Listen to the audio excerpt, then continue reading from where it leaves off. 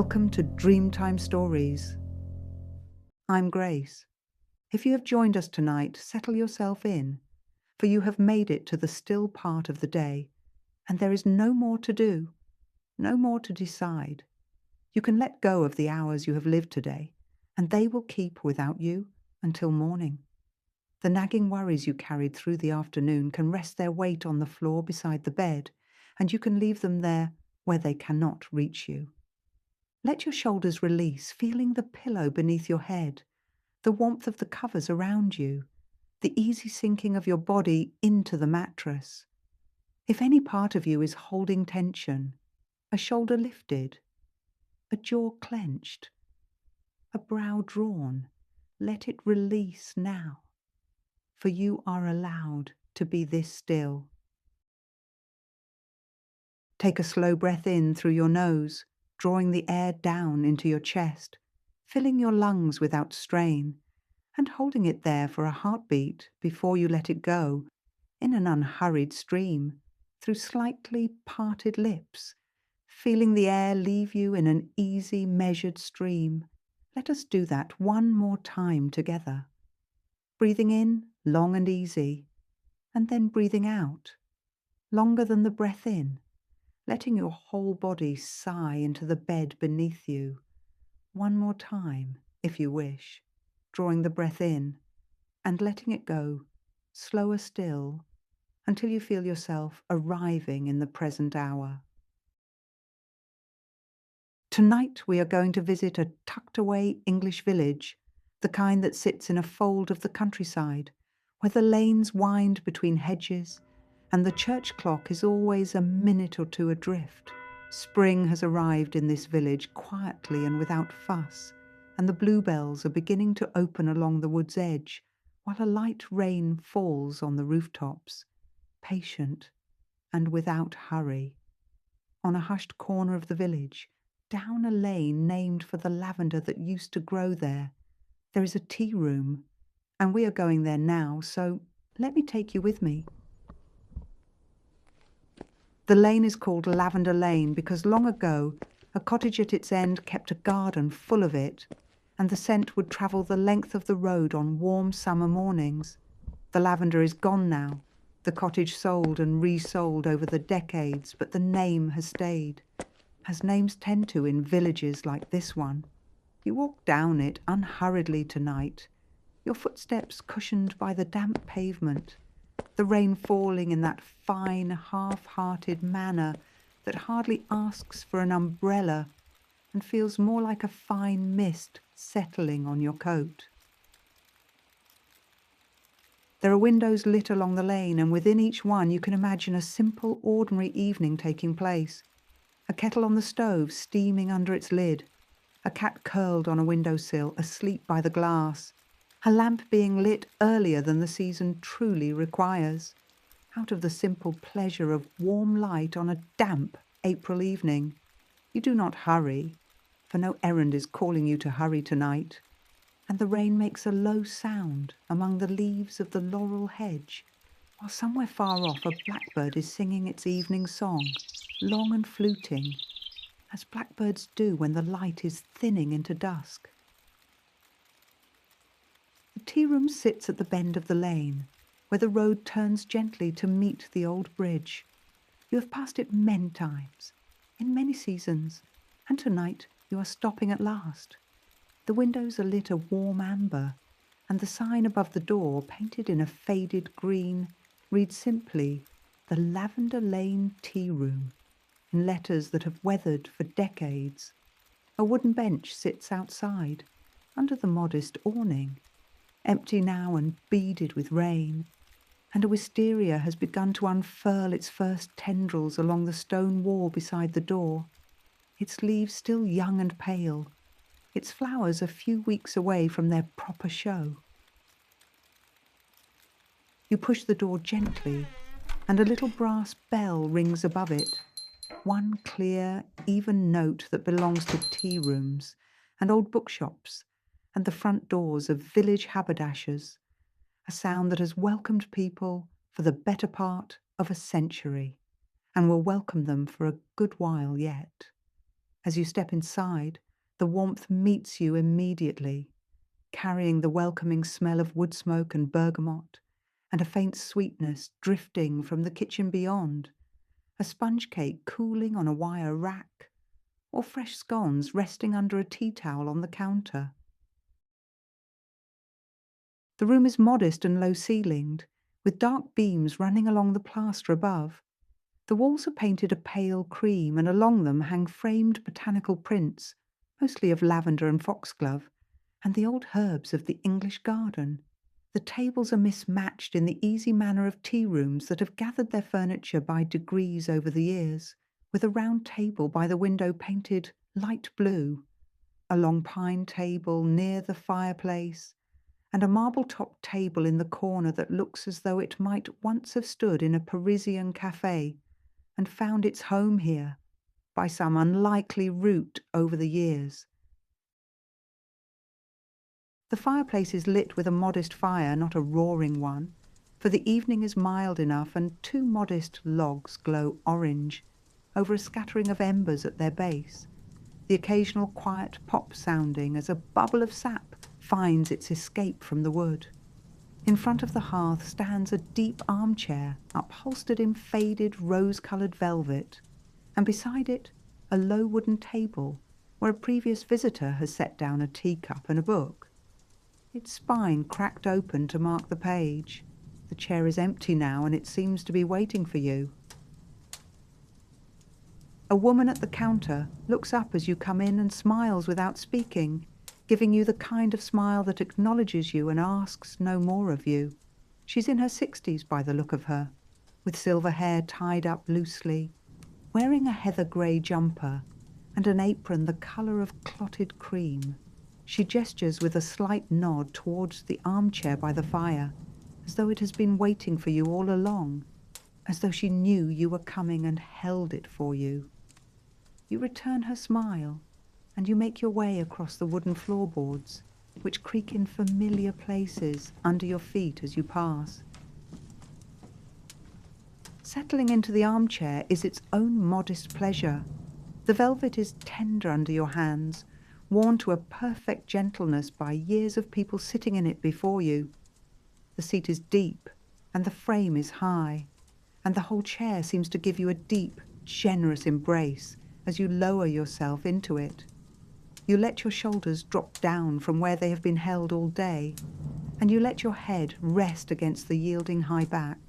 and you feel the warmth of the fire reaching your feet, while the damp of the evening begins to leave you, drawn out by the heat and the hush of the room. The woman brings you a pot of tea without asking what you would like, for it seems she has decided for you, and her choice is a good one. The teapot is brown and round, the sort that has been used in English kitchens since before anyone can remember, and she sets it down with a delicate white cup and saucer, a tiny jug of milk, and a plate bearing a single warm scone split and buttered, a smear of strawberry jam on the side. She says only softly that the tea needs another minute to steep, and then she leaves you to it, moving toward the counter on silent feet. You watch the fire for a long while as the logs begin to settle, shifting slightly into each other, finding their places in the grate.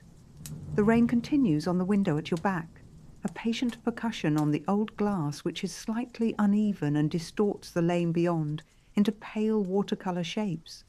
the lamppost outside smudged into a blur of amber, the houses opposite reduced to warm rectangles of light.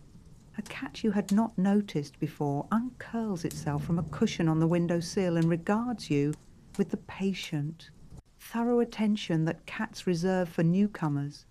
before deciding you are acceptable and settling down into its cushion, its tail flicking in a lazy arc before coming to rest. The clock above the door is an old wooden one, round-faced with Roman numerals and a pendulum that swings with steady, unrushed tock, not loud and not insistent, a sound that marks the time without hurrying it. As you listen, your breathing begins to find the rhythm of it, long in and long out, each breath easier than the one before, each breath reaching deeper than you knew you could manage. You lift the teapot lid and peer inside, and the leaves have darkened the water to a good, proper colour. So you pour without haste, watching the tea curl into the cup. You add a little milk, as you like it, a tender clouding of the darkness into a milder colour, and you wrap your hands around the cup, feeling the heat move through the porcelain into your palms. You do not drink yet, for the tea is still finding its perfect temperature, and you hold the cup instead, breathing the steam that rises from its surface, letting your shoulders ease further into the chair with each breath of it. The scone is warm beside you, for it has been split while it was warm, and the butter has melted into its tender crumb, while the jam is proper strawberry, with whole pieces of fruit held in a glossy red set. You lift it gently and take a modest bite, tasting flour and butter and the first sweetness of the seasoned strawberries, and you chew slowly, feeling your body remember what it is to be fed a careful kindness, made with hands that knew what they were doing. At the far side of the room, the door opens and the bell rings its one clear note again, as a man in a damp waxed coat steps in, removing his hat and shaking the rain from it gently onto the mat inside the door. He nods to the woman at the counter, and she nods in return,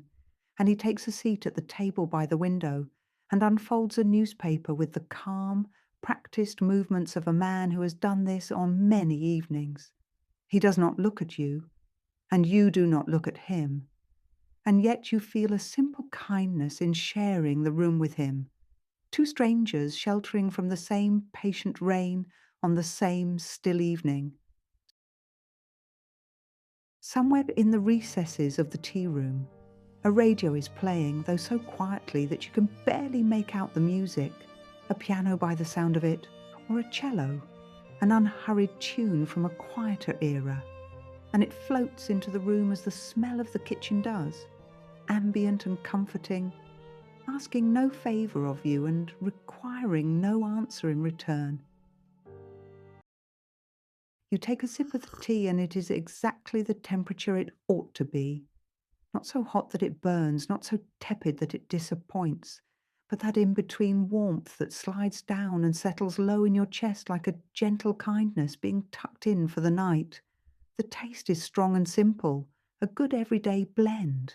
the kind that does not need to be admired, only appreciated, and you let it spread through you as you close your eyes for a while, feeling the fire on your shins and the rain on the window at your back, and the creak of the boards as the woman moves unhurriedly between the tables at the far end of the room.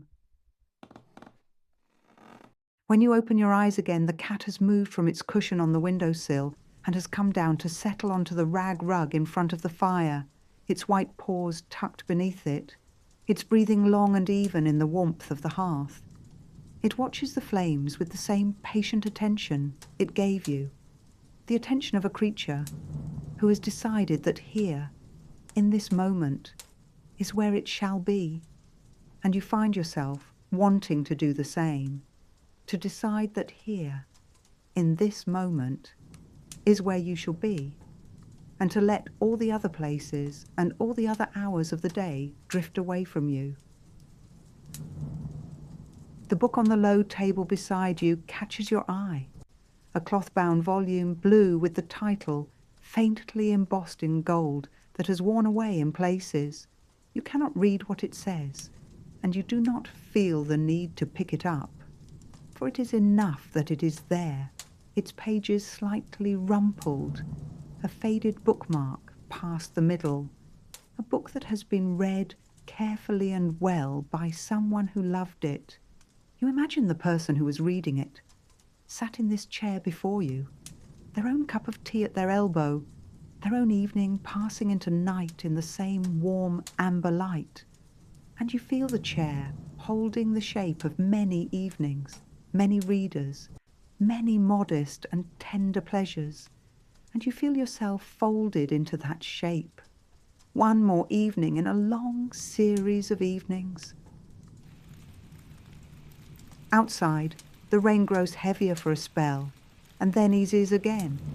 and you hear it on the tin roof of the outbuilding in the yard beyond,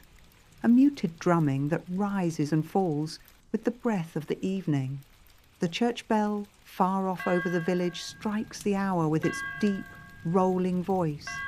and you count the chimes without meaning to, arriving at 7 and realizing that it is only 7 o'clock, and that the evening is long before you, and that there is nowhere at all that you need to be. The woman comes past your chair with a watering can in her hand and tends briefly to a geranium on the windowsill, its leaves green and round, its first bloom a pale pink beginning to open. She does not speak, for she seems to know that the room does not need speaking in, not tonight, not with the rain and the fire, and the slow tock of the clock doing the easy work of holding everyone together. She moves on, and the door to the kitchen swings lightly shut after her, and then a moment later swings quietly open again as she passes by with a tea towel over her shoulder and a little plate of biscuits in her hand, which she sets on the table near the man with the newspaper. He murmurs a few low words to her, and she murmurs a few low words in return, and the sounds are too low to catch, and you do not try to catch them, for they are not meant for you, and you are content to let them belong to the edges of the room. You finish the scone without haste, and you wipe the crumbs from your fingers onto the linen napkin she left beside the plate. You pour yourself another half cup of tea and add the last of the milk from the jug, settling into the velvet with the cup cradled to your chest. The fire has settled into a steadier burn now, its orange heart even and low, the occasional flicker rising and falling without drama, while the cat has closed its eyes in the warmth, and the man at the window has turned a page of his paper, and the rustle of it is a kind, delicate sound in the hush of the room. Your eyelids are beginning to feel pleasantly heavy, not a heaviness that troubles you, only the easy weight of a body that has been warmed and fed and held by a kind room. You do not fight the feeling, and you let them close, and then open again by degrees as a child's eyes close and open when they are being read to, and the fire is still there when you look, and the cat is still there, and the rain is still there, and none of it has gone anywhere at all.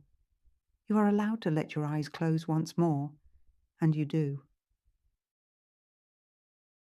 In the drowsy space behind your eyelids, you begin to imagine the village outside, going quietly about its evening. There is a light in an upstairs window as someone draws their curtains upon the rain. There is a postman finishing his round on his bicycle, the wheels hissing on the wet road. There is a dog being called in from a garden, its name travelling down the lane on the damp air. There are bluebells at the edge of the wood folding themselves in from the rain, content to wait for the morning, their little blue heads bowed. You picture the wood itself, the first true green of spring on the beech trees, the floor of it cushioned with last year's leaves, the light under the canopy a watery, tender green where the newest leaves have begun to catch the dusk. You picture a lane winding away from the village, up between hedges thick with blackthorn blossom,